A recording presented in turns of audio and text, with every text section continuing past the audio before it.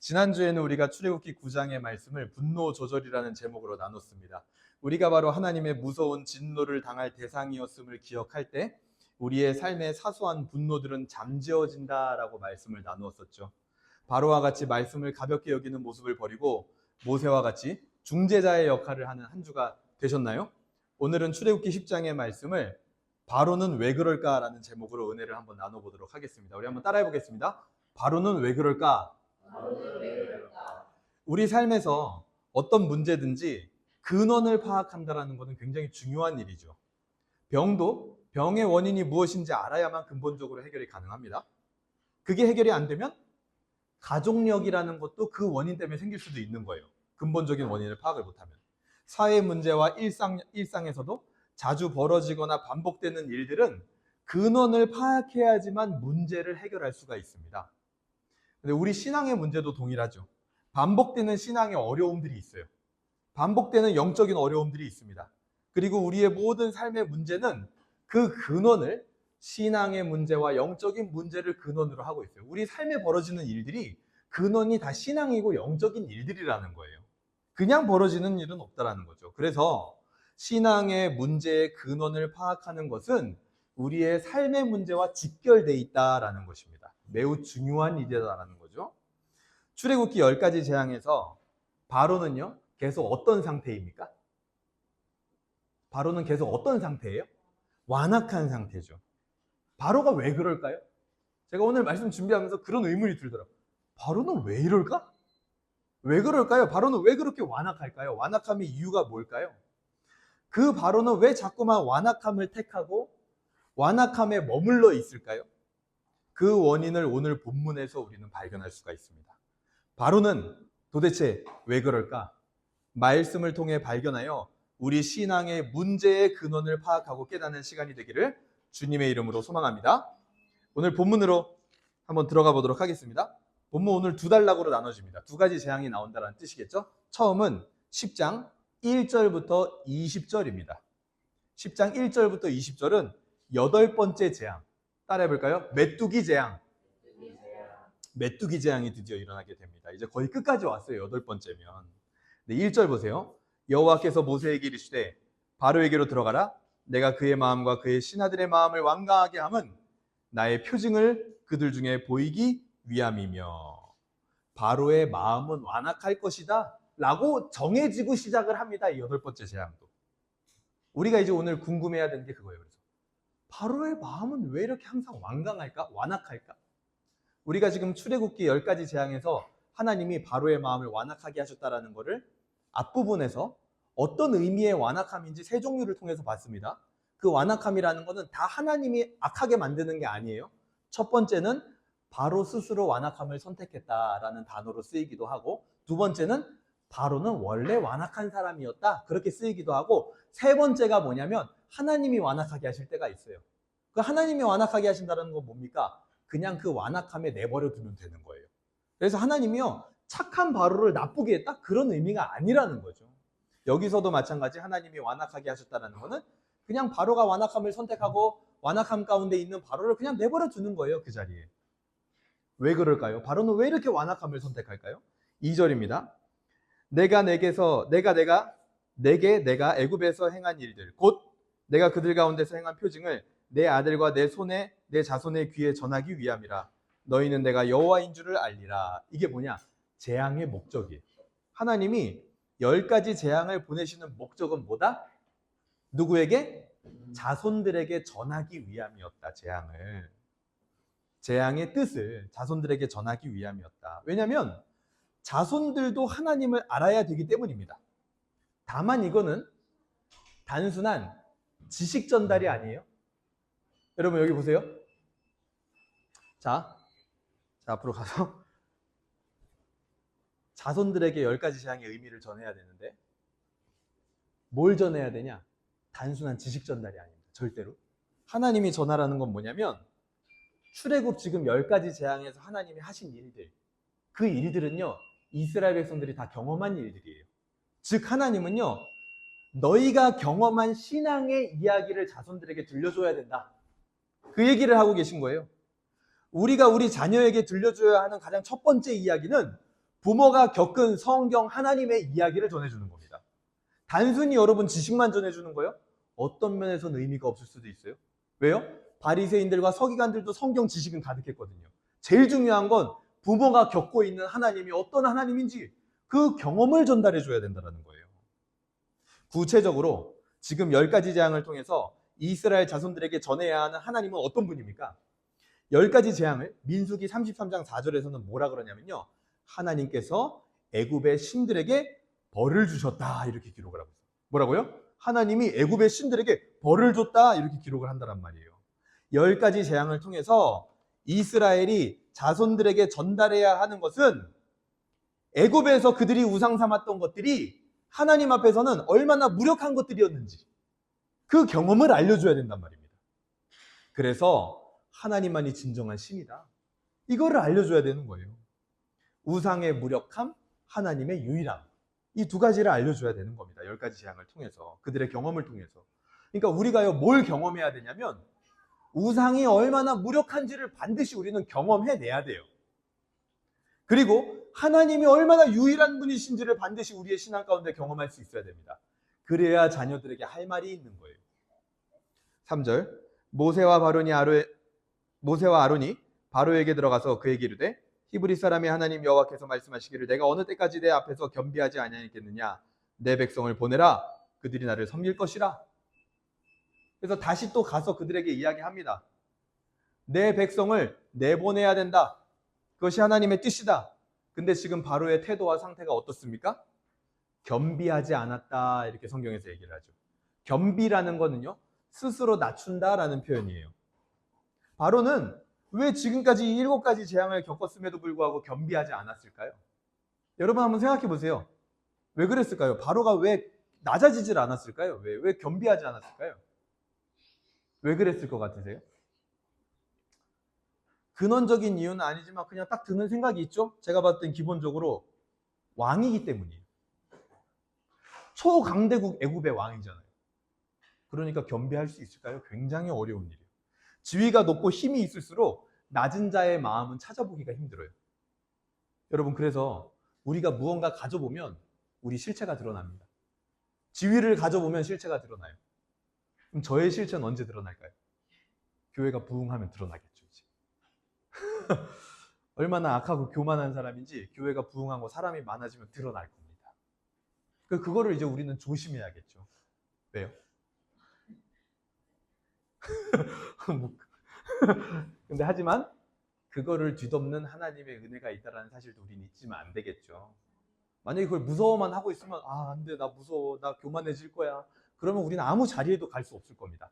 하지만 그거보다도 하나님의 은혜가 더 크기 때문에 그 자리를 우리에게 허락하신다면 우리는 갈 수도 있는 거예요. 자, 5절입니다.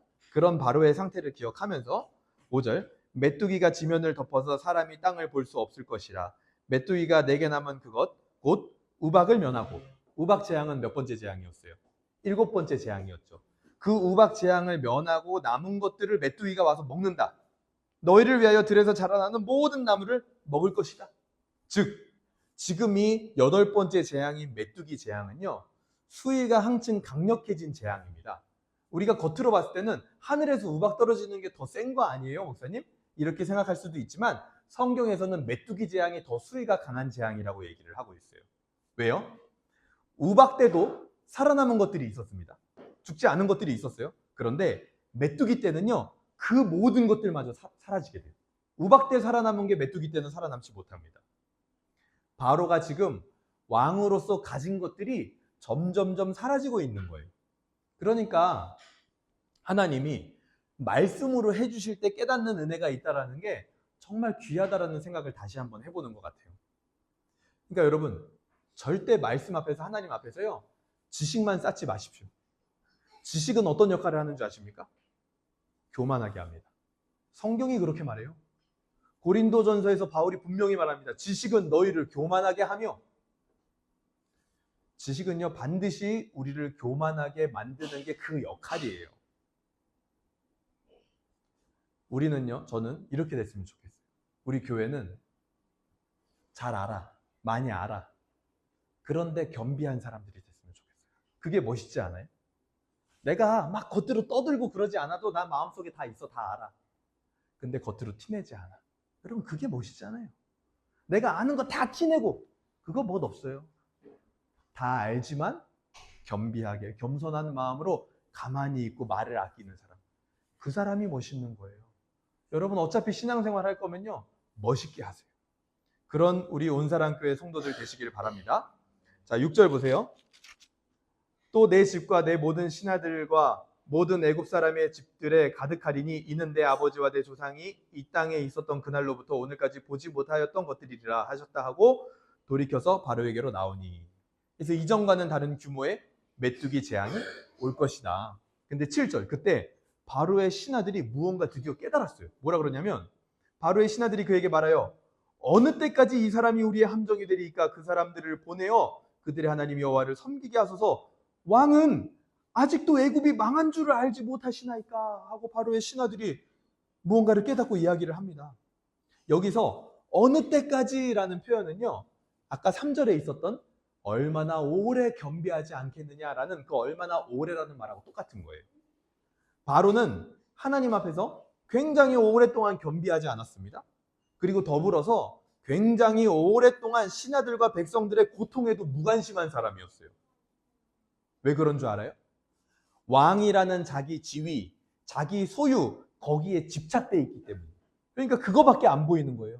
하나님도 안 보이고요, 심지어 자기를 따르는 신하와 백성들의 고통에도 무관심합니다.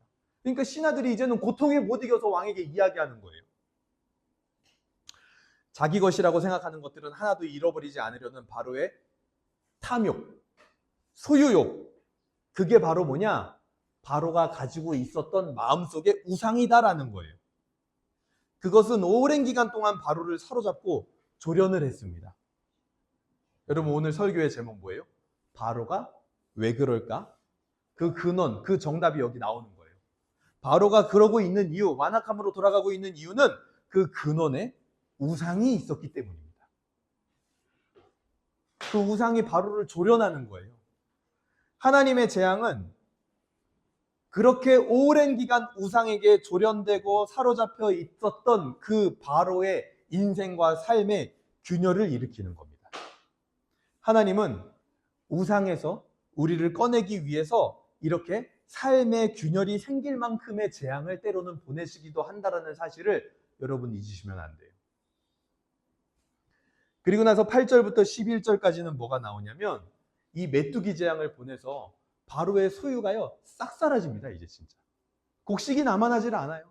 그러니까 바로가 하나님 앞에 와서 뭐라 그러냐면 8절 보세요. 모세와 아론을 바로에게 다시 데려오니 바로가 그들에게 이르되 가서 너희 하나님 여호와를 섬기라. 갈 자는 누구냐?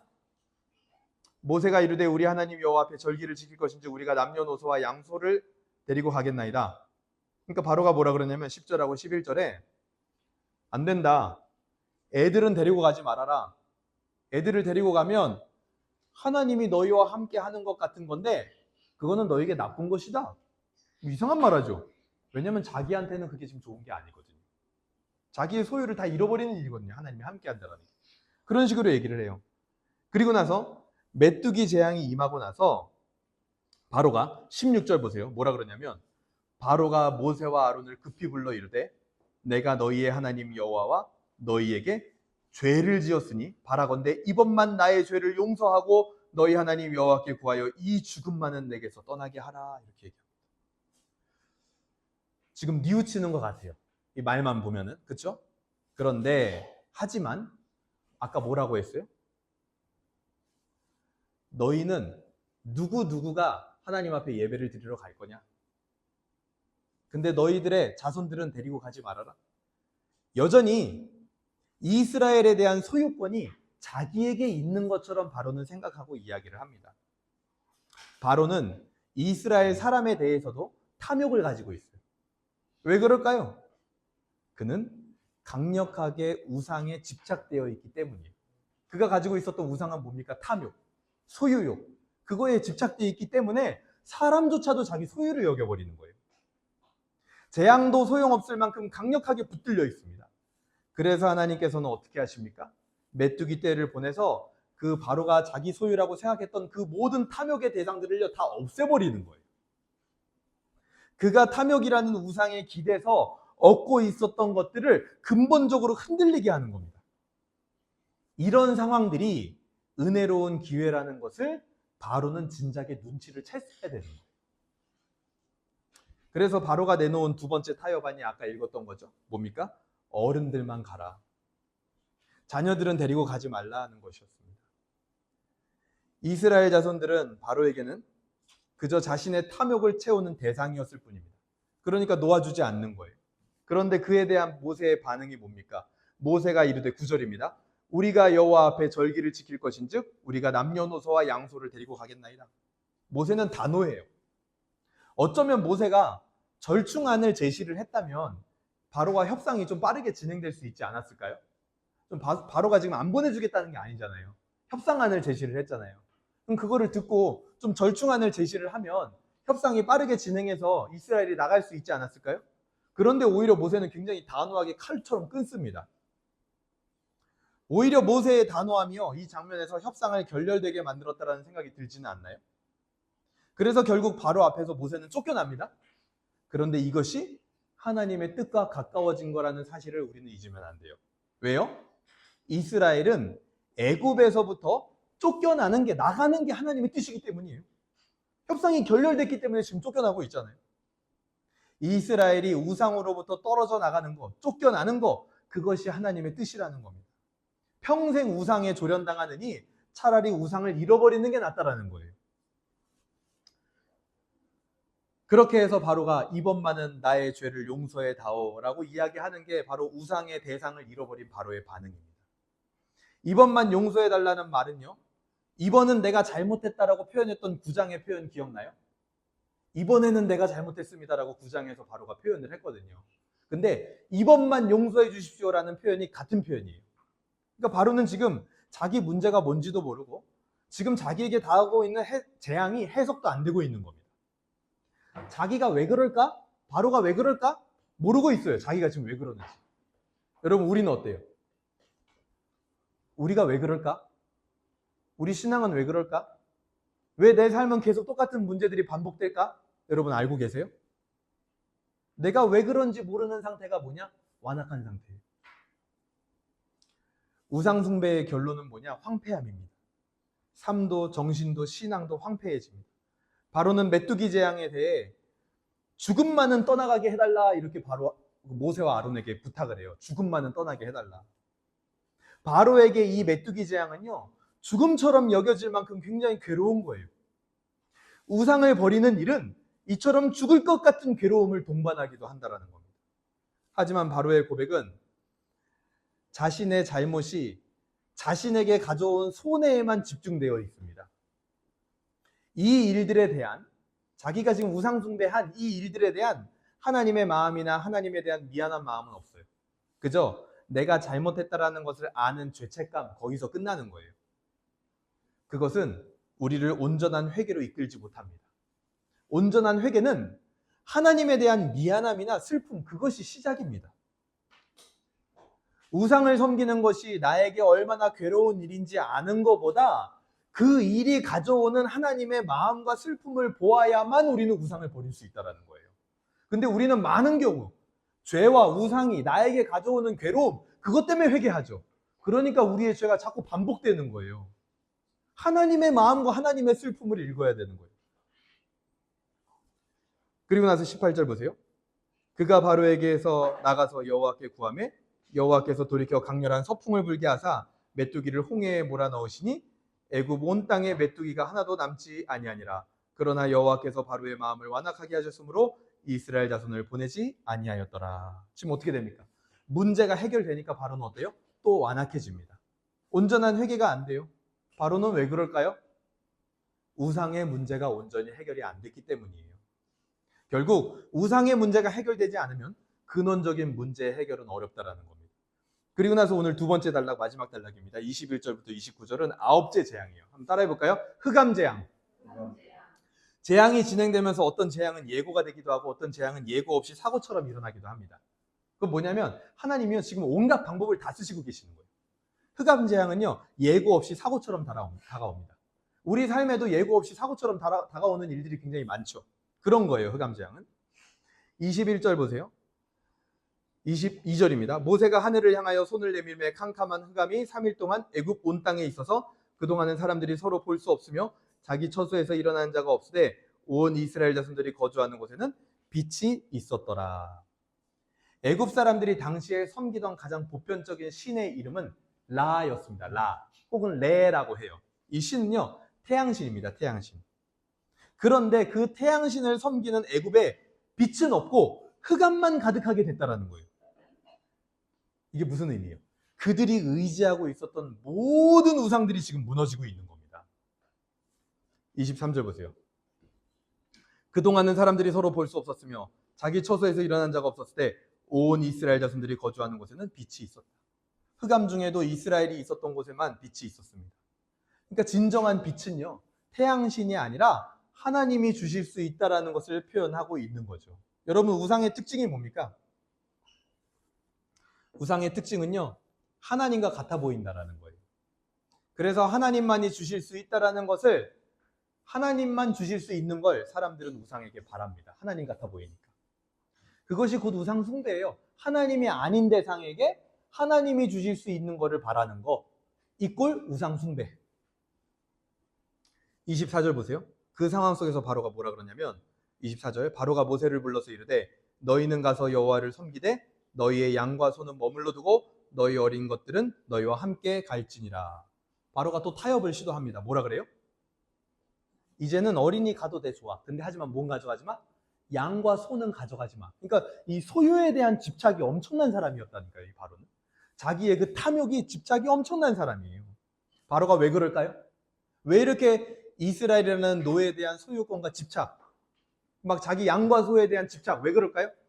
그게 바로 바로의 우상이었기 때문이에요.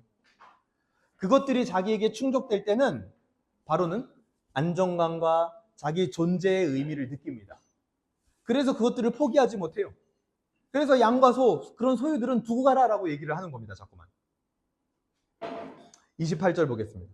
바로가 모세에게 이르되 너는 나를 떠나가고 스스로 삼가 다시 내 얼굴을 보지 말라. 내가 네 얼굴을 보는 날에는 반드시 죽으리라. 모세가 이르되 당신 말씀대로 내가 다시는 당신의 얼굴을 보지 아니하리이다. 바로가 그런 협상안을 제안했지만 모세는 당연히 거절을 하죠. 그러니까 바로가 이제 뭐라 그러냐면 흑암이 끝나봐라. 너 이제 죽는다. 이런 표현을 하고 있는 거예요, 지금. 바로의 착각이죠. 무슨 착각? 바로는요, 지금 이 흑암 재앙이 시간이 지나면 해결될 걸로 생각을 합니다. 근데 재앙은요, 그렇게 해결되는 게 아니에요. 또 다른 재앙이 기다리고 있습니다. 하나님의 일이라는 거는 시간이 해결 못합니다, 여러분. 세상은 그렇게 얘기하죠. 시간이 해결해 줄 거야. 시간이 지나면 괜찮아질 거야. 아니요. 하나님의 일과 우상의 제거는 시간이 절대 해결하지 못합니다. 분명한 마침표가 찍혀야 돼요. 우상의 문제가 해결되지 않으면 결코 끝나지 않습니다. 오늘 본문은 바로가 왜 그럴까에 대한 답을 명확하게 보여줍니다. 왜였어요? 그 근원이 뭡니까? 우상의 문제였습니다. 바로는 자기 소유를 우상으로 삼았던 사람입니다. 그것이 유지되어야만 자기가 안전하다라고 믿고 있는 거죠. 거기서 자기의 존재의 의미를 찾았습니다. 하지만 하나님은요, 그 지점을 재앙으로 흔드시는 거예요. 여러분, C.S. 루이스가 쓴 나니아 연대기라는 책을 보신 적 있나요? 아니면 영화라도? 저는요, 나니아 연대기라는 책을 원본, 두꺼운 걸로, 성경보다 더 두꺼워요, 원본은. 내용이 엄청 많거든요. 그걸 다 읽었는데 그 시리즈 중에 하나가 뭐냐면 새벽 출정호의 항해라는 시리즈가 있어요. 영화로도 있습니다. 오늘 저녁에 가서 보실 분은 보세요. 근데 그 영화에 보면 유스터스라는 꼬마애가 등장을 합니다. 근데 그 꼬마애가 어떤 상징이냐면 그 소설에서 소유욕에 사로잡힌 인간의 적나라한 모습을 보여주는 상징으로 등장을 하는 거예요. 그래서 아직 어리기 때문에, 꼬마기 때문에 어떤 모습으로 그게 나타나냐면 상대방을 막 놀리거나 고자질하거나 괴롭히거나 힘이 센 어른 옆에서 알랑방구를 끼는 모습으로 그의 소유욕이 드러납니다. 그래서 상대방 잘못한 걸 고자질해가지고 자기가 더 그 위에 서 있고 싶은 거예요. 그러니까 우리가요, 아이들 자녀 양육할 때도요. 교회에서도 마찬가지입니다. 아이들이 고자질하는 게 좋은 게 아니에요, 여러분. 아이들 마음에 정의를 실현해야지 이런 마음으로 고자질하는 것 같으세요? 절대 그렇지 않습니다. 그걸 통해서 자기의 정체성을 회복하는 거예요. 확보하는 거예요. 그래서 우상은요, 어린 아이 때부터 그런 식으로 사람을 조련합니다. 야, 봐. 이렇게 고자질하고 상대방 사랑하는 마음 없이 네가 이거를 힘센 사람한테 잃으면 너가 더 우위에 있게 돼. 너가 원하는 걸 가질 수 있게 돼. 그런 식으로 우리 뒤에서 모습을 감추고 조련을 하고 있는 거예요. 유스터스가요, 어느 날 나니아의 세계로 들어가게 됩니다. 그곳에서 금은보화가 가득한 용의 골짜기에 다다르게 돼요. 드디어 자기의 소유욕을 충분히 풀 수 있고 힘을 과시할 수 있을 만큼의 보물을 드디어 발견한 거예요. 얼마나 신났을까요? 얼마나 기뻤겠어요, 여러분. 온몸을 그래가지고 막 보물로 치장을 하고 금팔찌도 좋은 거를 하나를 팔에다 딱 낍니다, 유스터스가 팔찌로. 그리고 하루 종일 그의 마음은요, 만족감에 막 부풀어가지고 지칠 줄을 몰랐어요. 그리고 행복감에 그 보물더미 위에서 잠이 듭니다. 그리고 그 다음날 이 유스터스가 잠에서 깨어나게 되는데 자기가 평소와 같지 않다라는 걸 딱 발견을 해요. 그래서 그 보물더미에 있던 금잔에 자기의 얼굴을 딱 비춰보니까 자기가 뭐가 돼 있어요? 용이 돼 있어요. 그 용이 돼 있다는 게 여러분 어떤 의미예요? 소유욕에 눈이 멀어서 그 위에서 단잠을 자다가 그 욕심 위에서 살다가 결국 깨어보니까 보화의 주인이었던 용처럼 괴물이 되어버렸다는 거예요. 그 소유욕을 지배하고 있는. 자기 스스로가 우상이 되어버린 거예요. 그때부터 이 유스터스에게는 이전에 자신에게 즐거움을 주었던 보물들은요, 더 이상 눈에 들어오지 않습니다. 그리고 자기가 자랑하기 위해서 찾던 금팔찌는요, 유스터스의 팔을 강하게 조이는 막 이 살 피부를 파고드는 그 금팔찌 사이즈도 맞지 않는 그런 괴로움이 돼버려요. 그리고 원하는 것을 얻었지만 친구들에게는 돌아갈 수도 없이 이전보다 더 외롭고 고독한 상태에 처해지게 돼요. 이게 영화에서도 잘 표현이 돼 있어요. 이 이야기는요, 오늘날 우상이 우리에게 하는 일들을 적나라하게 보여줍니다. 우상은 우리에게 절대로 만족감을 주지 못해요. 근데 겉으로는 만족감을 줄 것 같죠. 그리고 일시적으로 기쁨을 주기도 합니다, 실제로. 그러다 잠에서 딱 깨보니까 그것들은 나를 찌르는 것이 되고 오히려 외롭게 되고 고립되게 만들어버린다는 거예요. 오늘날 많은 그리스도인들도 이 우상의 문제에서 자유롭지 못합니다. 내가 만든 신이라는 책에서는요, 현대인들이 빠져있는 수많은 우상 중에 두 가지를 가장 먼저 소개를 합니다. 그 중에 첫 번째가 평생 소원이라는 우상이에요. 두 번째가 사랑, 로맨스라는 우상입니다. 여러분, 우리의 평생 소원은 무엇입니까? 대한민국에서 사람들은 무엇을 평생 소원으로 삼습니까? 경제적 자유나 자아실현이나 자기개발 여러 가지가 있겠지만 여전히 압도적 다수는 뭐냐? 자녀. 자녀가 잘 되는 것을 나의 평생의 소원으로 삼고 있습니다. 자녀의 잘됨을 출산하게 되는 순간부터 누구나 다 마음에 품게 된다는 거예요. 자녀를 위하는 부모의 마음이 잘못된 것은 아니지만 우상은 이 지점에서부터 우리를 조련해 나가기 시작합니다. 하나님이 아닌 것을 오랜 기간 마음에 품고 있으면 우상이 될 가능성이 매우 커져요. 여러분은 무엇을 마음에 오랫동안 품고 살아가고 계십니까? 자녀의 잘됨을 오랜 기간 마음에 품고 있게 되면 그 자녀를 잘되게 하려는 것에 혈안이 됩니다. 집중이 돼요. 그래서 모든 면에서 자녀를 통제하기 시작합니다. 그것이 자녀를 잘되게 하기 위함이라는 가면을 쓰고 우리에게 나타나는 거예요. 접근을 하는 거예요. 나는 얘를 잘되게 해주기 위해서 이렇게 하는 거야. 그렇지만 실체적으로 그 자녀를 통해서 결국 내가 얻어내는 것들이 있다는 거예요. 그건 뭡니까? 당장 자녀가 잘 되는 것보다도 그렇게 통제를 해도 잘 될지 안 될지 나는 몰라요. 지금 결과 안 나와요. 근데 당장 통제를 하면 내가 얻어내는 게 있다는 거예요. 뭐예요? 마음의 안정, 평안, 기쁨. 그리고 내 방식대로 내 뜻대로 됐다. 그리고 얘가 바람직한 모습으로 드디어 됐네. 내가 원하는 것을 내 방식대로 얻어내기 위해서 자녀를 더욱 압박하고 내 방식대로 살도록 강요를 합니다.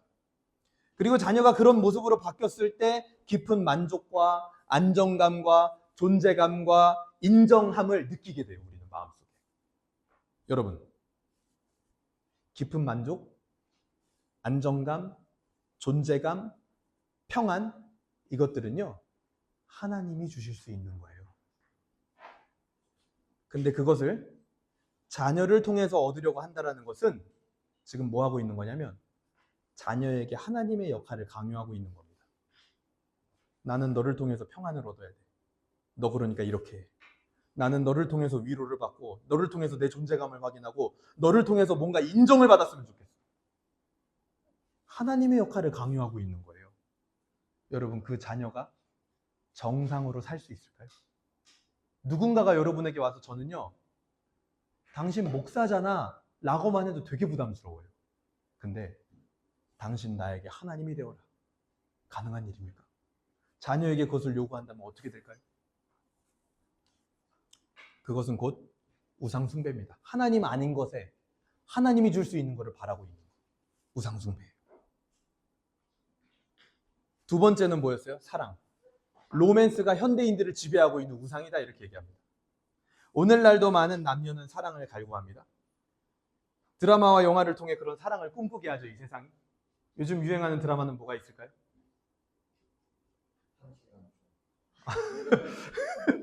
여러 가지 있겠죠? 대부분의 드라마와 영화에는 로맨스, 사랑의 요소가 빠지질 않습니다. 그렇죠? 그걸 보면서 우리도요, 꿈꿔요. 어떤 꿈을 꿉니까? 그런 사랑이 나에게도 있을 수 있다면. 특히 대한민국은요, 그거 알죠? K-로맨스가 전 세계 1위예요. 전 세계를 지배하고 있습니다. 이야, 어떻게 사랑 이야기를 이렇게 기가 막힌 구도와 역할과 배경을 통해서 꾸며낼 수가 있을까? 그래서 그런 드라마와 영화를 소비하는 사람들의 마음에 그런 동일한 사랑을 경험해보고 싶다라는 설레는 마음을 줍니다. 본 적 없으시면요, 한번 보세요. 그럼 가슴이 어떠냐면 설레요. 그리고 그런 사랑이 내게 다가온다면 내 영혼과 정서에 만족이 있을 거라고 그런 사랑을 꿈꾸게 합니다. 특히 남녀 관계 안에서 만족감이 없을 때 더더욱 이런 사랑을 갈구하게 되죠. 그래서 때로 그런 사랑을 극단적으로 갈구하는 사람은 어떻게 되냐? 실제로요, 연인 관계에서도 그렇고 부부 관계에서도 그렇고 사랑의 노예가 돼버려요, 진짜로. 그래서 여러분, 가정에 폭력이 일어나는데도 그거를 그냥 수용하고 사는 거. 사랑의 노예가 되어 있는 거예요. 우상들이 작동을 하고 있는 겁니다. 이것만 극복되면 그 사랑이 나에게 올 수 있을 것 같아. 그것만 있으면 괜찮을 것 같아. 성경에 그런 인물이 있습니다. 바로 야곱이에요. 야곱은요, 형의 위협을 피해서 부모의 곁을 도망쳤습니다. 그에게 남은 것은 아무것도 없었어요. 부모의 배경도 사라지고 고향으로부터 떠났어요. 재산도 없어요. 그 엉망진창인 현실 속에 그는 누구를 만나요? 라헬을 만나게 됩니다. 라헬은요, 그가 꿈에 그리던 여인이었어요. 얼굴도 이쁘고요, 성경에 보면 몸매도 좋았을 거라고 추측을 합니다. 그 여인만 있으면 아무것도 남지 않은 인생을 당당하고 행복하게 영화나 드라마처럼 살 수 있을 것 같았어요. 그래서 어떻게 해요? 7년을 노예처럼 일을 합니다. 여러분, 7년을 돈으로 환산하면 얼마예요, 도대체? 노예처럼 일을 해요. 그래서 7년의 시간 끝에 결국에는 그 여인을 얻어내는 성공을 합니다. 그래서 결혼을 하죠, 행복하게. 드디어 나에게도 이제 그 사랑이 시작됐어. 이제 나는 당당하게 자신감 있게 평안하게 살 수 있을 거야. 내 존재와 자존감이 이제 올라갈 거야. 그리고 첫날 밤을 보내요, 꿈에 그리던. 그리고 다음날 아침에 눈을 떴습니다. 그런데 야곱의 옆에는 누가 있어요? 라헬이 아닌 레아가 있어요.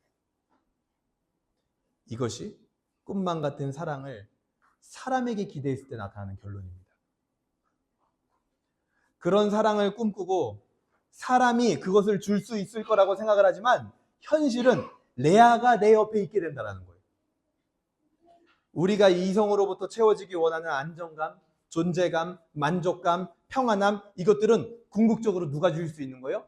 하나님이 채워주실 수 있는 것들입니다. 드라마를 보며 영화를 보며 꿈같은 사랑을 갈구하는 인간의 본성 자체는 결국 하나님께서만 주실 수 있는 그 아름다운 사랑을 향한 인간의 본성이 있다라는 걸 밝혀줘요. 근데 하지만 그것을 내 남편에게, 내 아내에게 지금 요구를 하고 있다? 그건 뭐예요? 하나님의 역할을 서로에게 지금 요구하고 있는 거예요. 너 내 하나님이 돼. 이 말이에요, 지금. 그때부터 불만족이 시작이 됩니다. 앞선 두 종류의 우상, 자녀와 사랑, 이 두 가지 우상은요, 현대 사회에 가득합니다. 하지만 그 우상들에게 바라고 있는 것들은 하나님만이 주실 수 있는 것들입니다. 그것들을 우상에게 바라고 있는 것이 바로 우상숭배예요. 하나님이 주실 수 있는 것들을 우상에게 바라고 있는 것이. 우리는 바로와 같이 어느 한 부분에서든 우상숭배를 하고 있었다라는 겁니다. 이상하리만치 완악한 바로. 왜 그럴까? 우상 때문이었죠. 이상하리만치 말씀대로 안 되는 우리, 나. 왜 그럴까요? 우상 때문인 거예요. 우상의 문제. 그것이 우리 모두가 걸려있는 한계라는 겁니다. 그래서 하나님은요, 때로는 그 우상들을 흔드십니다. 남편과 아내의 관계를 어렵게 만들어요. 부모와 자녀 관계를 어렵게 만듭니다. 왜요? 그게 하나님이 아니라는 걸 알려줘야 되거든요, 하나님은. 나에게 와야 그것들을 얻을 수 있다는 걸 알려주고 싶거든요. 그 과정이 때로는 우리에게 거칠게 느껴질 때도 있습니다. 하지만 우상에 사로잡혀 사는 것보다 거친 하나님의 손길이 훨씬 낫다라는 거예요. 하나님은요, 우리를 그 상태로 두고 보실 수가 없어요. 그래서 하나님은 우상의 흑암으로 가득한 우리의 삶에 한 줄기 빛을 보내십니다. 요한복음 1장 5절에서는 이렇게 얘기합니다. 빛이 어둠에 비치되 어둠이 깨닫지 못하더라. 요한복음 3장 16절은 이렇게 말해요. 하나님이 세상을 이처럼 사랑하사 독생자를 주셨으니 자녀에게 하나님의 역할을 요구하던 우리를 자유케 하시려고 하나님의 자녀를 내어주신 그 빛을 우리에게 주셨다는 거예요. 요한 1서 4장 8절은 이렇게 말합니다. 사랑하지 아니하는 자들은 하나님을 알지 못하나니 하나님은 사랑이십니다. 이성으로부터 나의 만족과 나의 존재감을 찾던 야곱과 같은 우리에게 사랑 그 자체가 되어주셔서 이제는 노예 같은 사랑이 아니라 자유로운 사랑으로 옮겨주신 그 빛, 그 빛이 어떤 빛이에요? 바로 예수 그리스도라는 빛이 우리에게 비추는 거예요. 우리의 마음을 밝게 비추고 자유를 주시고 모든 어둠에 있는 자들에게 비춰져야 하는 빛이 그 빛이에요, 여러분. 그 빛 대신 그리스도를 우리 마음의 왕의 자리에 둘 때 나머지 모든 것들은 지위가 강등되는 겁니다. 그래서 그리스도를 높이면 되는 거예요, 우리는. 그때 비로소 뭐가 끝나요? 바로는 왜 그럴까? 나는 왜 그럴까? 이게 그때 끝납니다. 그때. 아니, 내 자식은 왜 그럴까? 내 남편, 내 아내는 왜 그럴까? 내 부모는 왜 그럴까? 내 경제 문제, 내 삶의 문제, 이거 왜 그럴까? 그때 끝나요. 그때. 그 빛이 비출 때. 모든 우상들이 그리스도 밑으로 낮아질 때. 오늘 말씀을 어떻게 적용할 수 있을까요? 첫 번째, 우리는요, 단호한 예배자가 돼야 됩니다. 출애굽의 목적은 하나님이 계속 말하죠. 내 백성을 내보내서 뭐 해라? 제사를 드리게 해라. 출애굽의 목적은 가장 먼저 제사 드리는 거였어요. 불만족한 우상의 세계에서 불러내서 우리를 참된 만족이 있는 예배자로 삼으시는 겁니다. 예배자는요, 모세처럼 우상에 대하여서는 단호합니다. 그래서 한번 생각해 보세요. 내가 단호해야 할 우상은 무엇이며 예배에서 하나님이 주시는 만족, 그것을 누리기 위하여 나는 기도하고 있는가? 그게 우리의 첫 번째 적용입니다. 두 번째는요, 아까 말한 그 현대인들이 사로잡힌 우상 두 가지입니다. 자녀와 혹은 이성 사이에서 여러분, 하나님이 주실 수 있는 것들을 기대하지 마시고 내가 경험한 하나님을 나누시길 바랍니다. 내가 통제해서 내가 무언가 얻어내려는 마음을 버리고 그가 줄 수 없는 것들을 요구하는 마음을 버리고 오늘 말씀처럼 그저 하나님에 대한 경험을 나누고 전할 수 있기를 바랍니다. 세 번째 적용은 뭐가 돼야 될까요? 아직 흑암 중에 있는 자들의 곁을 여러분들이 지켜야 됩니다. 바로의 신하들이 바로에게 쓴소리를 했죠. 그리고 아까 말한 C.S. 루이스가 썼던 나니아 연대기 새벽 출정호의 항해에서 유스터스가 나중에 소설에 보면 용의 껍데기를 어떻게 벗는 줄 아세요? 아슬란에게 찾아갑니다. 사자에게. 그 사자는 그리스도를 의미하죠. 아슬란이 어떻게 벗겨주냐면요. 발톱을 딱 세워요.